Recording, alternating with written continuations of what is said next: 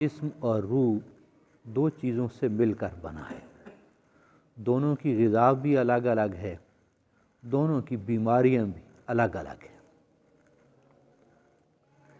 جسم مٹی کا بنا ہوا ہے، زمینی چیزوں کا بنا ہوا ہے، اس کی خوراک اور غذا بھی زمین میں سے آتی ہے، زمین سے اگی ہوئی چیزیں، زمین سے نکلی ہوئی چیزیں۔ اور روح قل الروح من امر ربی، اللہ کا امر ہے، اوپر سے آیا ہے، اس کی غذا بھی اوپر سے آنے والی چیزیں ہیں جو وحی کے ذریعے ہمیں نصیب ہوئی ہیں۔ جسم کو اپنی خوراک ملتی رہے، جسم مضبوط رہے گا، اپنا کام کرتا رہے گا، اور اگر اس میں کہیں کمی کوتاہی آ جائے تو جسم کمزوری اور بیماری کا شکار ہو جائے گا۔ اسی طرح روح کو اس کی اپنی غذا ملتی رہے، وہ طاقتور اور توانا رہے گی اور جو کام اس کے ذمہ ہے وہ کام کرے گی۔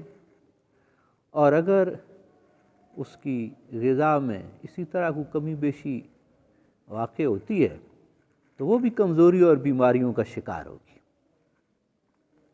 جیسے جسمانی بیماریاں کتاب دیکھ کر دور نہیں کی جا سکتی، کتابیں پڑھ کر بندہ خود اپنی جسمانی بیماریوں کا علاج نہیں کر سکتا، کسی ماہر کے پاس جانا پڑتا ہے، اسی طرح کتابوں کے ذریعے اپنا روحانی علاج بھی بندہ خود نہیں کر سکتا، اس کے لیے بھی کسی ماہر کے پاس جانا پڑتا ہے جسے اللہ والا کہا جاتا ہے۔ کتنے ہمارے بڑے بڑے علماء ہیں، کتابوں کی دنیا کے وہ سمندر تھے۔ حضرت مولانا محمد قاسم نانوتوی رحمہ اللہ ہے، حضرت مولانا رشید احمد گنگوئی رحمہ اللہ ہے، حضرت مولانا اشرف علی تھانوی رحمہ اللہ ہے، حضرت مولانا سید حسین احمد مدنی رحمہ اللہ ہے۔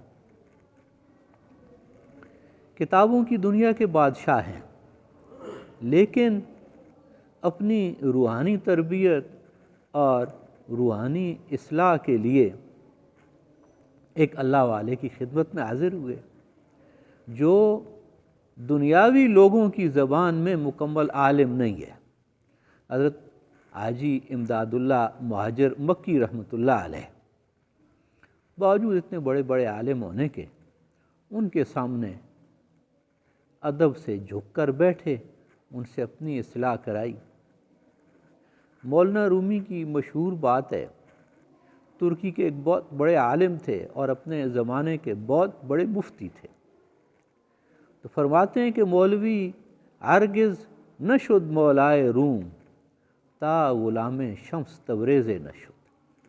کہتے ہیں میں اس وقت تک صحیح معنوں میں عالم نہیں بن سکا تھا جب تک اپنے شیخ کا غلام نہیں بنا، ان کے قدموں میں پہنچا تو پھر علم کی حقیقت نصیب ہوئی۔ تو جہاں کوئی اللہ والا مل جائے، بندہ اس کے سامنے سر جھکا کر بیٹھ جائے، پھر اپنی روحانی اصلاح ہوگی، اپنی روحانی بیماریاں دور ہوں گی۔ اللہ والوں سے تعلق محبت کا ہوتا ہے، محبت ہو جائے باقی کام پھر اللہ آسان کر دیتا ہے۔ محبت کے 3 شعبے ہیں، محبت ادب کے 3 شعبے ہیں، محبت، عقیدت اور اطاعت۔ یہ 3 چیزیں جمع ہوں تو ادب بنتا ہے۔ بزرگوں کی خدمت میں ادب سے جایا جائے، یعنی محبت کے ساتھ، عقیدت کے ساتھ اور اطاعت کے ساتھ، تو روحانی اصلاح ممکن ہوتی ہے۔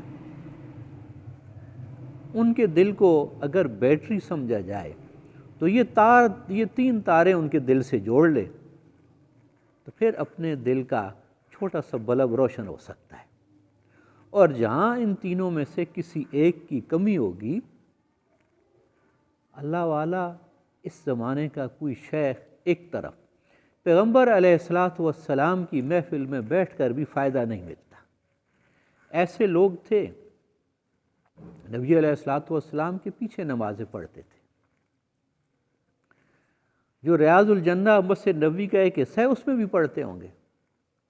ان میں سے ایک بندہ جب مر گیا، حضور علیہ الصلوۃ والسلام نے اس کا جنازہ پڑھایا، اس کے لیے مغفرت کی دعا فرمائی۔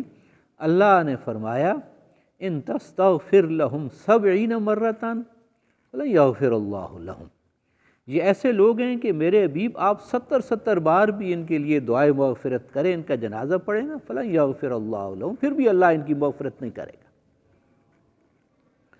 تو یہ پہل بندے کی طرف سے ہے،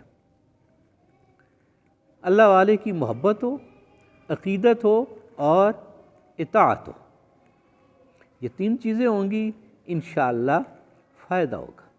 اور جہاں یہ 3 چیزیں ہوں پھر بندے کا نفس مر جاتا ہے، پھر بندہ اپنے آپ کو اپنے شیخ کے حوالے کر دیتا ہے۔ اور جس چیز کو ہم بیعت کہتے ہیں، تو بیعت کا مطلب ہے بیچنا، بندہ اپنے آپ کو شیخ کے ہاتھ پر بیچ دیتا ہے۔ بیعت اپنی فروخت ہے، اپنے آپ کو بیچنا ہے۔ اور قیمت کیا ملتی ہے؟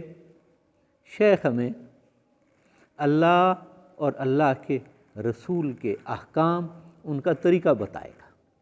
اللہ کے حکم، اس کے حبیب کے طریقے میں ہم اپنے شیخ کے پابند ہیں۔ جس شیخ سے بھی پوچھا جائے گا کہ جو لوگ آپ کے ذمہ ہوئے تھے آپ نے ان کے لیے کیا کیا، اور ان لوگوں سے بھی پوچھا جائے گا کہ ایسی نعمت آپ کے پاس تھی، ایسا اللہ والا اللہ نے آپ کو نصیب کیا تھا، تو کیا فائدہ اٹھایا۔ اگر اندر سے بندہ اپنے آپ کو شیخ کے حوالے کر دے، اس کی ماننی آسان ہے، اللہ اللہ سکھائے گا، اللہ کے احکام سکھائے گا، اس پر چلنا آسان ہو جائے گا۔ لیکن اگر اندر میں موجود ہے تو پھر شیخ کی ماننی مشکل ہے، پھر دلیل ڈھونڈے گا۔ حضرت عمر رضی اللہ تعالیٰ عنہ ہیں، مقام ان کا سب کو پتہ ہے، حضرت صدیق اکبر کے بعد امت میں سب سے افضل ہے۔ قیامت تک کے آنے والے لوگوں میں صحابہ کرام پوری جماعت ساری امت سے افضل ہے، اور صحابہ میں حضرت صدیق سب صحابہ سے افضل ہے۔ حضرت صدیق کے بعد حضرت عمر، فاروق اعظم سب صحابہ سے افضل ہیں۔ لیکن اندر کی میں ایسے ختم ہوئی، اپنی انا کو ایسے ختم کیا۔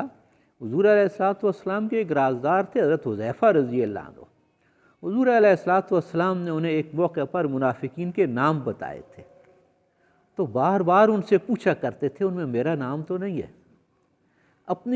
اپنی میں اتنی ختم تھی کہ اپنی قربانی، اپنے اعمال، اپنا مقام کوئی چیز نظر نہیں آتی تھی، ہر وقت ڈر تھا کہیں میرا نام ان میں نہ ہو۔ ایسے میں ختم ہو جائے تو پھر کسی کے حوالے اپنے کو کرنے کا فائدہ بھی ہے۔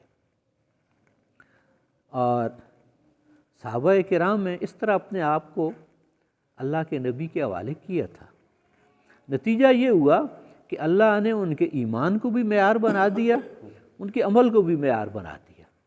جب ایمان لانے کا حکم آیا تو فرمایا فَإِنْ آمَنُوا بِمِثْلِ مَا آمَنْتُمْ بِهِ، اگر وہ ایسے ایمان لائے نا جیسے میرے حبیب کے صحابہ آمنتم، تم ایمان لائے ہو، تو پھر بات بنے گی۔ اسی طرح جہاں اعمال کی بات آئی تو وہاں بھی صحابہ کی پیروی کا حکم دیا۔ جتنا اپنے آپ کو مٹایا جائے گا، ممکن ہے دنیا میں بندہ سمجھے میری حیثیت نہیں رہی، یہ دنیا میں جتنا اپنے آپ کو مٹاتا رہے گا، دین میں، آسمان میں اتنا اس کا درجہ بلند ہوتا رہے گا، اللہ کے ہاں اس کا مقام ہوگا۔ دنیا والے کوئی بھی اس کے سامنے کوئی قیمت نہیں رکھیں گے۔ کسی دور کی بات ہے، بہاولپور ریاست کا درجہ رکھتا تھا، وہاں کے نواب کو خواہش ہوئی کسی اللہ والے کی بیعت کرنی چاہیے، کہیں اظہار کیا ایسے بندہ ڈھونڈو کوئی جس کی میں بیعت کروں، تو کئی خانقاہوں سے، کئی گدیوں سے خط گئے، ہم آپ کی ایسی خدمت کریں گے، ہم آپ کو ایسے شارٹ طریقے سے اللہ تک پہنچا دیں گے۔ اور کئی لوگوں کے قریبی لوگ نواب صاحب کے پاس گئے، اپنے پیروں کی، اپنے مشائخ کی خوبیاں سنائیں، کرامات سنائیں، شیخ ہماری خانقاہ کی طرف متوجہ ہو جائے، نواب صاحب ہمارے پیر کے پاس آ جائے۔ خواجہ محمد صدیق رحمہ اللہ بھی اس زمانے کے ایک بزرگ تھے، مولانا احمد علی لاہوری رحمہ اللہ کے دادا پیر۔ انہیں بھی نواب کی اس خواہش کا پتہ چلا، نہ انہوں نے خط لکھا، نہ انہوں نے اپنا کوئی بندہ وہاں خوشامد کے لیے بھیجا۔ تو انہوں نے بھی نوٹ کر لیا کون کون دوڑ رہے ہیں اور کون بے پرواہ اور بے نیاز ہو کر بیٹھا ہوا ہے۔ اس نے اپنے وزیر کو بھیجا کہ نواب صاحب آپ کی خدمت میں حاضر ہونا چاہتے ہیں بیعت کے لیے۔ فرمایا وزیر صاحب، نواب صاحب یہاں نہ آئیں، یہ فقیر خود وہاں جائے گا اپنے فقیروں کے ساتھ، یعنی چند مریدوں کے ساتھ۔ اس خانقاہ میں جو لوگ تربیت کے لیے آتے، جو حضرت کی بیعت کرتے، وہاں رہتے، انہیں فقیر کہا جاتا تھا۔ اپنے چند فقیروں کے ساتھ اپنی اونٹنی پر اپنی دیگ ساتھ رکھ کر لے جائے گا، جو اللہ دے گا فقیروں کو بھی کھلائے گا، جو وہاں ہوں گے انہیں بھی کھلائے گا۔ تمہارے نواب کی دعوت قبول نہیں کرے گا، تمہارے نواب کو بیعت بھی یہ فقیر کرے گا، اسے سکھائے گا اور اسے اللہ تک پہنچائے گا۔ پتہ ہے پھر نتیجہ کیا نکلے گا؟ نواب کو اپنی ذمہ داریوں کا احساس ہو جائے گا تو نواب تم سے ریاست کا حساب لے گا، جو تم کر رہے ہو نواب اس کا تم سے حساب لے گا۔ تمہیں یہ بات برداشت نہیں ہوگی، تم نواب صاحب کو زار دے دو گے، بتاؤ یہ بات قبول ہے، میں جاتا ہوں۔ اس نے ہاتھ باندھے، جی ہمیں ایسا پیر نہیں چاہیے۔ تو اندر کی میں مٹ جائے تو بندہ مٹتا نہیں ہے، اللہ بندے کو اتنی بلندی پر لے جاتا ہے کہ یہ بادشاہ، یہ نواب، ان کی طاقت، ان کا خزانہ کچھ بھی نہیں رہتا۔ بندہ اس جرت کے ساتھ بولتا ہے کہ وہ اللہ کے خزانوں پر بیٹھا ہوا ہے، اللہ کی طاقت اس کے ساتھ ہے۔ لیکن پہلی بات اپنے آپ کو مٹا کر کسی اللہ والے کے حوالے کیا جائے، اس کی محبت اور اس کی عقیدت کے ساتھ پھر اس کی اطاعت کی جائے۔ جو شریعت کے کام وہ بتا رہا ہے، جو اللہ کا نام وہ بتا رہا ہے، اس پر باقاعدگی اور ہمیشگی کی جائے۔ اللہ عمل نصیب فرما دے۔